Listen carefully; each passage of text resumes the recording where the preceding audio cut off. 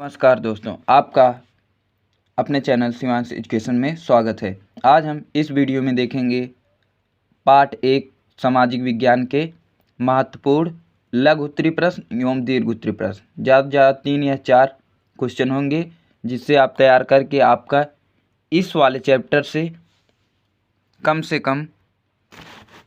5 से 6 नंबर आ सकते हैं। तो पहला क्वेश्चन आएगा, अति लघु उत्तरीय तो नहीं आएगा, लघु उत्तरीय रिलेटेड आएगा, जो कि 4 नंबर का रहेगा। तो चलिए देखते हैं मोस्ट इम्पॉर्टेंट क्वेश्चनों को। तो पहला है, जूसेफ मेसनी और मुख्यमंत्री कपूर ने इटली के एकीकरण में महत्वपूर्ण भूमिका अदा की है, इस कथन की समीक्षा कीजिए। तो हो जाएगा, तो उत्तर में आप लिखेंगे, जोसेफे मेसनी ने 1830 ईस्वी के दशक में एकीकृत इतावली गणराज्य हेतु एक सुविचारित कार्यक्रम प्रस्तुत करने का प्रयास किया था। मेसनी ने अपने उद्देश्य के प्रसार हेतु यंग इटली नामक एक गुप्त संगठन बनाया था। 1831 ईस्वी से 1848 ईस्वी तक अनेक क्रांतिकारी विद्रोह हुए, लेकिन इससे सफलता नहीं मिली।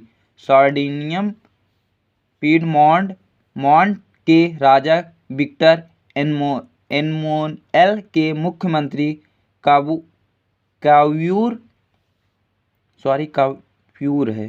ने इटली के एकीकरण में महत्वपूर्ण भूमिका अदा की है। काव्यूर ने इटली के प्रदेशों को एकीकृत करने वाले आंदोलन के नेतृत्व किया, किंतु न तो वह क्रांतिकारी थे और न ही जनतंत्र का समर्थक। इटली के अभिजात्य वर्ग के अनेक अमीर और शिक्षित सदस्य के भांति वह इतालवी भाषा से अधिक अच्छी तरह फ्रांसीसी भाषा बोलते थे। फ्रांस द्वारा सार्डिनिया पीडमोंट के साथ की गई कूटनीति संधि में काव्यूर की प्रमुख भूमिका थी। काव्यूर ने 1859 ईस्वी में ऑस्ट्रिया को परास्त करने में सफलता पाई। बस इतना ही पहला महत्वपूर्ण क्वेश्चन था लघु उत्तरीय का। दूसरा हम देखते हैं मोस्ट इम्पॉर्टेंट क्वेश्चन। तो दूसरा हमारा है जर्मनी के एकीकरण की प्रक्रिया का वर्णन कीजिए। तो जर्मनी के प्रक्रिया का वर्णन करना है, तो इसमें हो जाएगा, इसका हो जाएगा उत्तर, मध्यवर्गीय जर्मनी लोगों में राष्ट्रवाद भावनाएं अत्यंत प्रबल थी। उन लोगों ने 1848 ईस्वी में जर्मन महासंघ में विभिन्न क्षेत्रों में एकता के सूत्र में बांधकर एक निर्वाचित संसद के माध्यम से शासित राष्ट्र राज्य बनने का प्रयास किया था, लेकिन इस प्रयास का राजशाही और सहनशक्ति ने सम्मिलित रूप से दमन कर दिया। उनका प्रयास के बड़े भूस्वामी में भी समर्थन किए। उसके बाद प्रास ने राष्ट्रीय एकीकरण के आंदोलन का नेतृत्व संभाल लिया।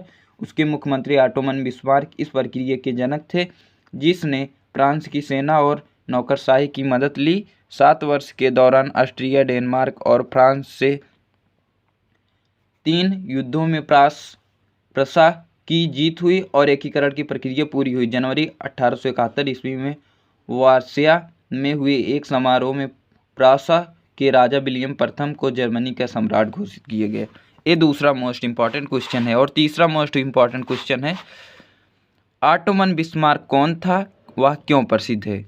तो इसका आंसर हो जाएगा, देखिए, ऑटोमन बिस्मार्क जर्मन साम्राज्य का प्रथम चांसलर होने के साथ साथ तत्कालीन यूरोप का प्रभावशाली नेता भी था।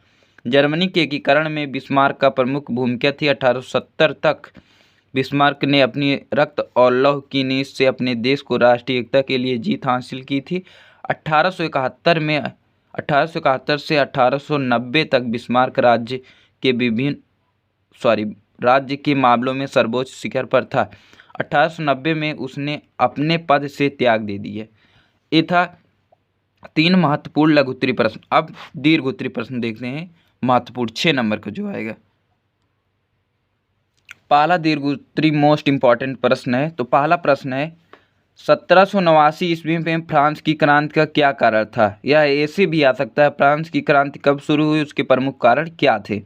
तो इसको आपको लिखना उत्तर में 1789 ईस्वी में फ्रांस की क्रांति यूरोप के इतिहास की एक युगांतकारी घटना थी।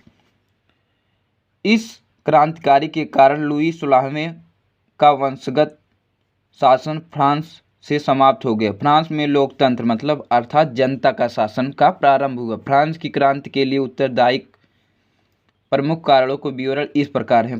पहला, स्वतंत्रता पर प्रतिबंध। फ्रांस के लोगों को किसी भी तरह की स्वतंत्रता प्राप्त नहीं थी जब मतलब फ्रांस की क्रांति शुरू नहीं हुई थी। धार्मिक स्वतंत्रता पर प्रतिबंध था। फ्रांस में प्रोटेस्टेंट धर्म वालों पर अत्याचार किया जाता था। न्याय और स्वतंत्रता की पूरी तरह से अवहेलना हो रही थी। लेत्र दा कासे मतलब बिना कारण बनाए कैद के आदेश पत्र का प्रयोग व्यक्तियों को स्वतंत्रता के लिए खतरा था। अतः जनता का असंतोष ने क्रांति के रूप में ले लिए। मतलब यही कारण था कि फ्रांस में क्रांति का कारण। दूसरा, मध्यम वर्ग। औद्योगिक क्रांति के बाद मध्यम वर्ग का उदय हुआ।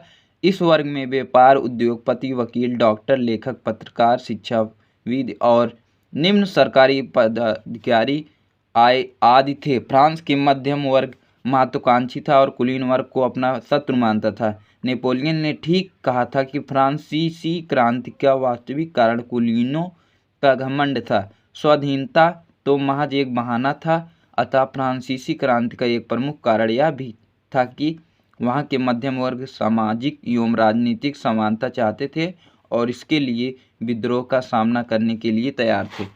तो नेक्स्ट हमारा है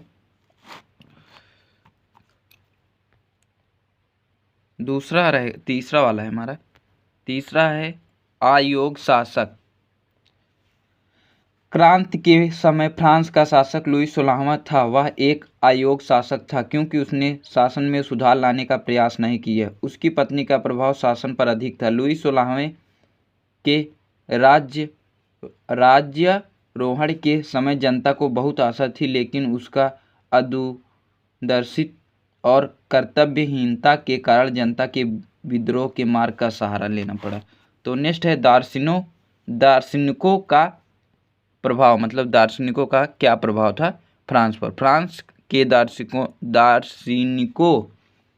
दार्शनिकों ने फ्रांस की दुर्दशा, न्याय व्यवस्था त्रुटि तथा फ्रांसीसी समाज के बुराइयों से लोगों को परिचित कराया। रूसो, मोंटेस्क्यू, वोल्टेयर तथा अन्य लेखकों के विचार ने फ्रांस की क्रांति का प्रभावित किया। फ्रांस के लोग दार्शनिकों के विचार से प्रभावित होकर क्रांति के मार्ग को अपनाने के लिए तैयार हो गए। एक पहला मोस्ट इम्पॉर्टेंट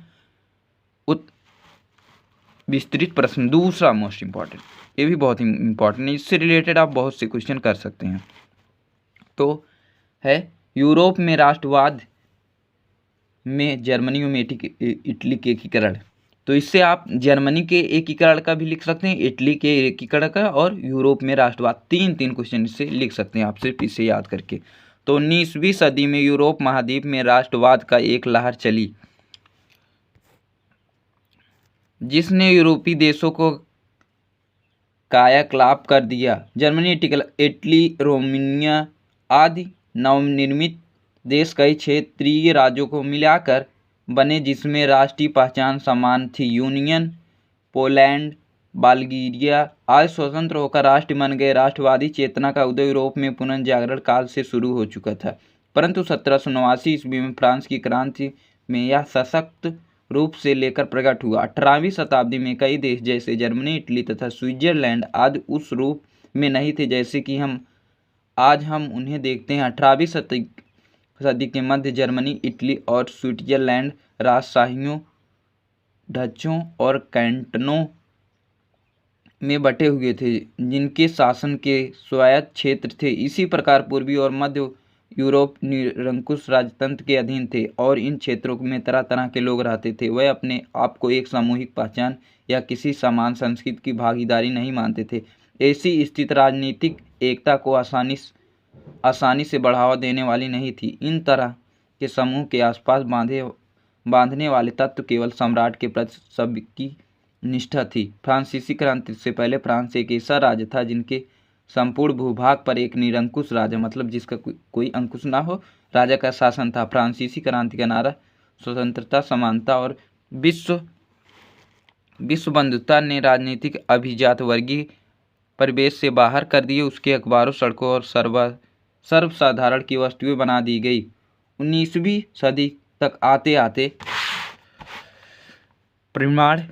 परिणाम युगांतर सिद्ध हुए। नेपोलियन की साहित्य 1804 में लागू किए गए। उसने जन पर आधारित विशेष अधिकार को समाप्त कर दिए। उसने न केवल न्याय को समानता स्थापित की बल्कि संपत्ति के अधिकार को भी सुरक्षित किया। 18वीं शताब्दी के अंतिम वर्षों में नेपोलियन के आक्रमण ने यूरोप में राष्ट्रीयता की भावना को प्रसार में महत्वपूर्ण योगदान दिया।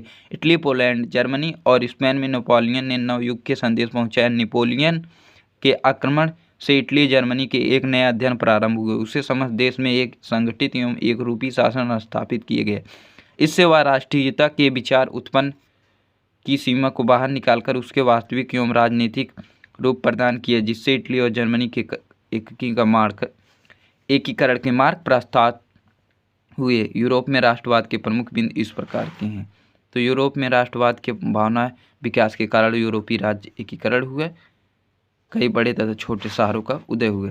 तो दूसरा है, ये बहुत बड़ा आंसर है, यह यूरोपीय राष्ट्र का प्रमाण था, किंतु 19वीं सदी के उत्तरार्ध में संकीर्ण राष्ट्रवाद का जन्म हुआ। संकीर्ण राष्ट्रवाद के कारण प्रत्येक राष्ट्र की जनता और शासन के लिए उसे राष्ट्र के सब कुछ हो गया। इसके लिए वह किसी भी सीमा तक जाने के लिए तैयार थे। बाल्कान प्रदेश के छोटे छोटे राज्यों में विभिन्न जातीय समूह में भी भावनाएं जोर पकड़ने लगी।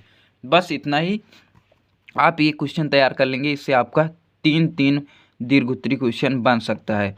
तो हम पहले इस बुक का सारा चैप्टर के मोस्ट इम्पॉर्टेंट क्वेश्चन को ख़त्म करेंगे, फिर उसके बाद बहुविकल्पी करना।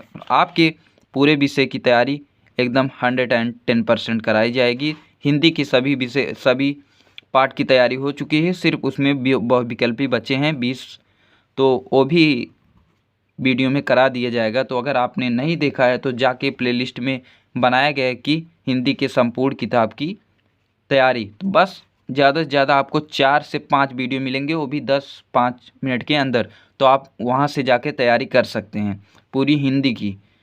आप 70 में से तो ना सही 70 में पूरा आपका 100 नंबर का रहेगा, 30 नंबर तो स्कूल की तरफ से मिलेगा। आप 100 में से तो 80 क्या आप 90+ स्कोर कर सकते हैं। तो आप जाके ज़रूर तैयारी करिए, और चैनल पर नए हैं तो चैनल को सब्सक्राइब करें। जय हिंद।